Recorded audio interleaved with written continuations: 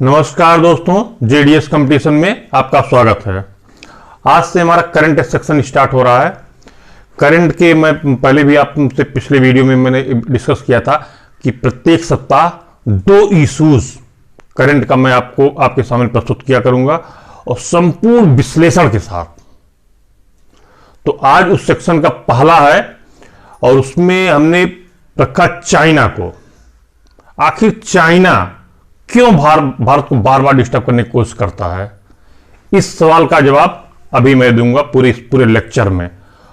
काफी कंसंट्रेट होकर सुनिएगा आप लोग, और आपको नजर आया कि हाँ ठीक ठाक लग रहा है।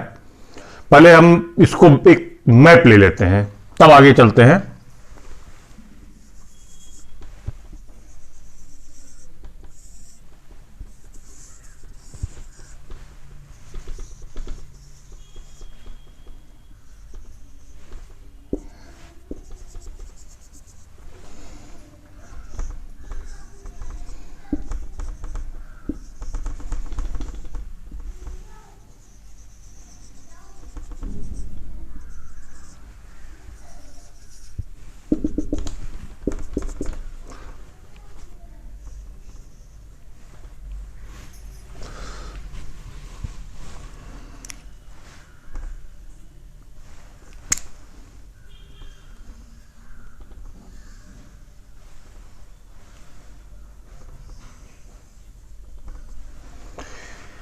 एक रफली डायग्राम हो गया इंडिया का।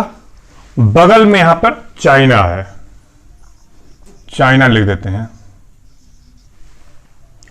कुछ पॉइंट्स मैं पहले आपको बता दूं। इस रीजन में आपका है लद्दाख,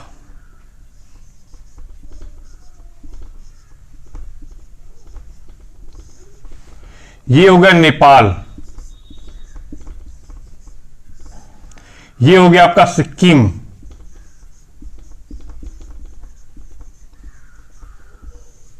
ये हो गया आपका भूटान, और ये पूरा का पूरा हिस्सा जो है इंडिया का, ये वाला, ये हो गया अरुणाचल प्रदेश। अरुणाचल प्रदेश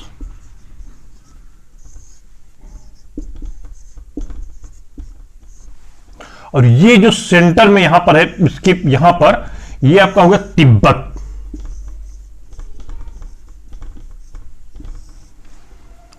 ध्यान से इस मैप को आप लोग देख लें, क्योंकि पूरा का पूरा विश्लेषण यहीं से है। अब शुरुआत पहले करते हैं चाइना से और इंडिया से। दुनिया की 2 महान सभ्यताएं, इंडिया एंड चाइना, जिसके पास 5000 साल का लिखित इतिहास है, और दुनिया के किसी भी देश में आज की तारीख में कोई भी लिखित दस्तावेज, ऐसा एविडेंस नहीं है। होगा, थोड़ा बहुत होगा, लेकिन ऐसा नहीं जैसा इनके पास है। और दुनिया की ये दोनों देश सबसे बड़े आबादी वाली देश हैं। बुद्धिस्ट दोनों देश हैं। हालांकि इंडिया में हिंदू धर्म है, लेकिन बौद्ध धर्म को भी यहां पे फॉलो करने वाले लोग हैं। यहां से, इंडिया से ही बौद्ध धर्म का प्रसार चाइना में हुआ। यद्यपि वहां पे चाइना में कम्युनिस्ट शासन है, वो किसी धर्म को प्रश्रय नहीं देती, लेकिन बुद्धिस्ट वहां पर है। नंबर 1 पे बुद्धिस्ट ही कंट्री है वो, शांतिप्रिय, अहिंसावादी। बावजूद इसके चाइना की 14 देशों से सीमाएं लगती हैं, और किसी भी एक देश से ऐसा नहीं है कि चाइना का विवाद न हो। हर एक देश से विवाद है। कारण क्या है? पहला रीजन आप जानिए, चाइना की पॉलिसी विस्तारवाद। शुरुआत 1949 में माओ से-तुंग, माओ जेडंग जिसका नाम है, कम्युनिस्ट शासन की स्थापना करता है चीन में। उसके बाद से उसकी सोच जो है वो चाइना को एकदम एक्सपेंड करने की ही थी, कि लगातार उसको जमीन मिलती रहे। लेकिन बाकी किसी भी देश से वो कुछ प्राप्त कर नहीं सका। जो 14 देशों से सीमाएं लगती हैं, तब वो अपने पश्चिम की ओर बढ़ना शुरू किया कि पश्चिम की साइड में देखें भाई, कुछ अगर मिल जाए। उसने एक अपनी नीति लागू की, फाइव फिंगर पॉलिसी। लिख लीजिए आप लोग जान जाइए ध्यान से, फाइव फिंगर पॉलिसी।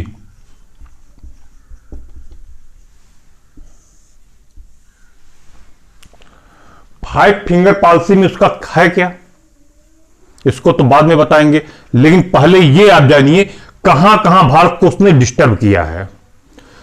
पहले तो आप तिब्बत को आप देखिए ध्यान से। तिब्बत एक स्वायत्तशासी राज्य था, उसको उसने कैप्चर कर लिया। दलाई लामा को निर्वासित होकर भारत में आना पड़ा। 1949 या 50 के आसपास की घटना है ये। दलाई लामा आके हिमाचल प्रदेश के धर्मशाला में शरण लिए हुए हैं। ये एक आपका तिब्बत हो गया। लद्दाख में अभी आप पिछले वर्ष देखे होंगे, गलवान घाटी में उसने बहुत ही एक खूनी संघर्ष हुआ, जिसमें उसके 20 सैनिक मारे गए और उसके भारतीयों ने 50 सैनिकों को मारा। जो भारतीयों के हैं वो 20 मारे गए उस झड़प में। शुरुआत में तो हमको तो नुकसान हुआ, लेकिन बाद में हम लोगों ने पूरी तैयारी करके उनके सैनिकों को मारा। ये गलवान घाटी का पैंगोंग झील वहां पड़ता है। आप आ जाइए नेपाल में। नेपाल में भी वो बहुत ज्यादा निवेश करने की कोशिश करता है ताकि वो नेपाल हमेशा से उसके पोजीशन में रहे चाइना के। आप आ जाइए सिक्किम में। सिक्किम वाली घटना भी आपको 2017 में आपको नजर आई होगी, जब डोकलाम विवाद हुआ था। काफी लगभग 70 या 80 दिनों तक दोनों देशों की सेनाएं आमने सामने खड़ी थी। अभी सिक्किम के बारे में भी मैं आपको बता दे रहा हूं और डिटेल। सिक्किम वाला नहीं, वो भूटान वाला मामला था। भूटान में डोकलाम पड़ता है। सिक्किम को वो हमेशा अपने पोजीशन में लेने की कोशिश करता है, दावा करता रहता है। भूटान के किनारे डोकलाम है। डोकलाम में आमने सामने सेनाएं थी और उसको वो लेने की कोशिश करता भूटान को भी। अरुणाचल प्रदेश पे हमेशा वो दावा करता रहता है, ये हमारा है, फलाना है, ये मठ है, वो मठ है। जो भी भारतीय मंत्री हैं अगर दौरे पे आते तो बड़ा उसको आपत्ति होता रहता है। यहां पर वो जो भूटान वाला पॉइंट है, यहीं पे है ट्राई जंक्शन, यही है डोकलाम।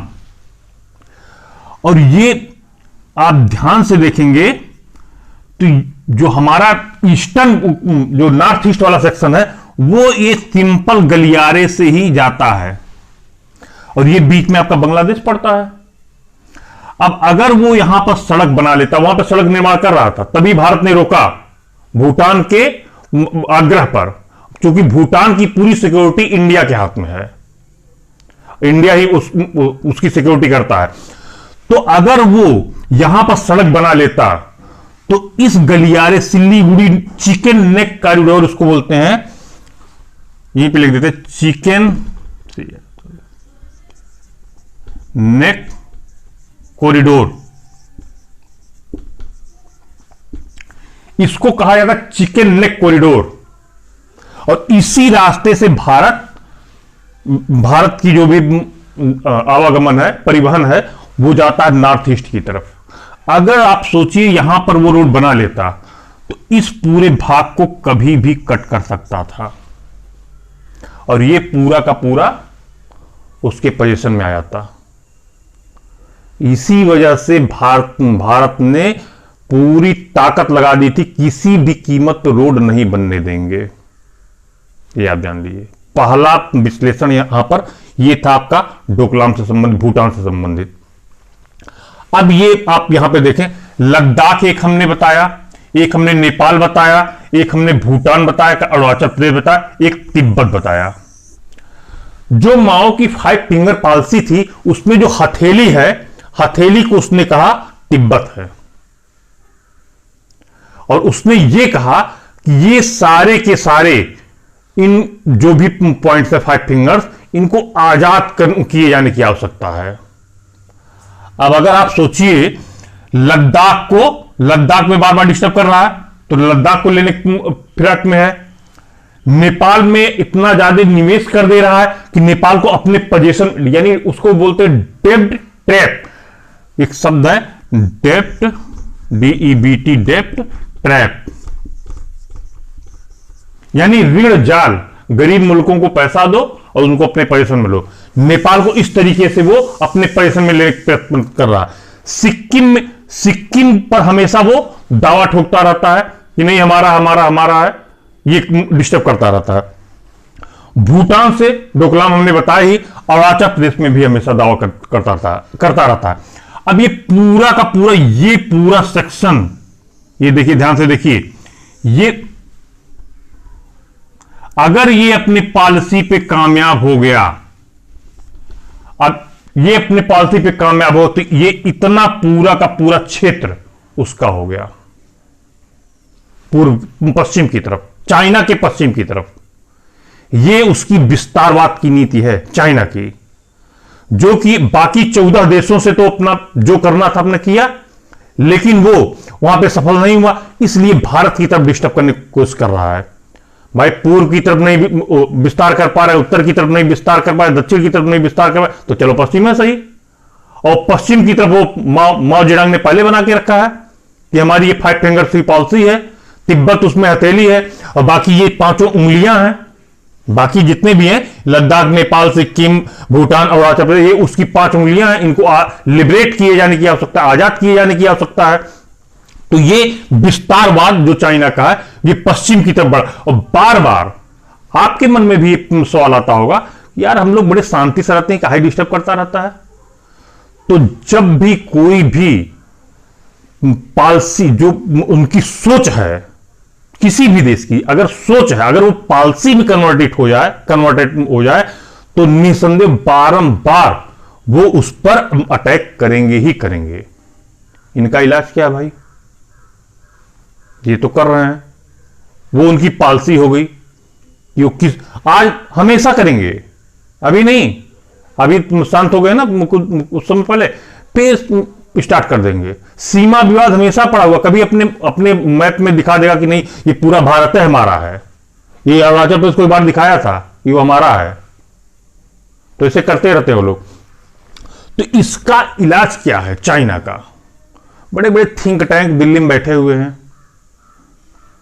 न सोचते विचारते रहते हैं, इधर बातचीत उधर बातचीत होती रहती है तमाम दुनिया भर का, कोई नतीजा निकलता नहीं है। नतीजा सिर्फ एक है और कुछ नहीं है, लोहे को लोहा ही काटता है और कुछ नहीं। डोकलाम में जो हमने किया एकदम वही उनका इलाज है। आप किसी भी कीमत पर अगर कहीं भी वो इलीगल एंट्री कर रहे हैं या कोई कुछ भी गलत काम कर रहे हैं, पुरजोर विरोध कीजिए, और कोई उसका विकल्प नहीं है। नहीं तो उनकी कथनी और करनी में बहुत फर्क है। वो हमेशा से पीठ पे छुरा भोगते आए हैं, उनका गुरिल्ला वार ही यही है, पीठ पे छुरा भोगते आए, उन पर कभी विश्वास नहीं किया जा सकता है। तो जैसे हमने डोकलाम में उनको परास्त किया था, पूरी दुनिया देख रही थी उस समय कि भारत ने पूरी अपनी मिलिट्री लगा दी थी कि किसी भी कीमत पर हम इसको बनने नहीं देंगे, रूट नहीं बनने दिया। अगर आप अपना ये स्टैंड हर जगह कायम रखते हैं तो शायद चाइना में इतना दम नहीं है कि वो आपके 1 इंच भूमि को ले सके। 1962 की बात छोड़ दीजिए, 1962 में जब था तो हमारे पास खाने को अन्न नहीं था, भोजन नहीं था, और तब भी आपने धोखे से ही हमारे लैंड को कैप्चर किया था, अन्यथा कैप्चर नहीं कर पाते। और आज 2021 का भारत है, बहुत संपन्न है, हर दृष्टि से संपन्न है। आप सक्षम है चाइना को बीट करने के लिए। चाइना इसी वजह से डर भी गया। पहली बात तो ये, हाँ निसंदेह आपके पास मिलिट्री पावर ज्यादा है चाइना के पास, मानता हूं, टेक्नोलॉजी भी ज्यादा है, मानते हैं, लेकिन आपके पास क्या है? आपके पास जो है, जितना है उसका आधा है, आप 70% आपके पास है, लेकिन पूरे वर्ल्ड का सपोर्ट आपके पास है, और आप डेमोक्रेटिक स्टेट हैं, दुनिया के सबसे बड़े लोकतंत्र हैं, और ये सपोर्ट कहीं ना कहीं आपको प्लस में लेके जाता है।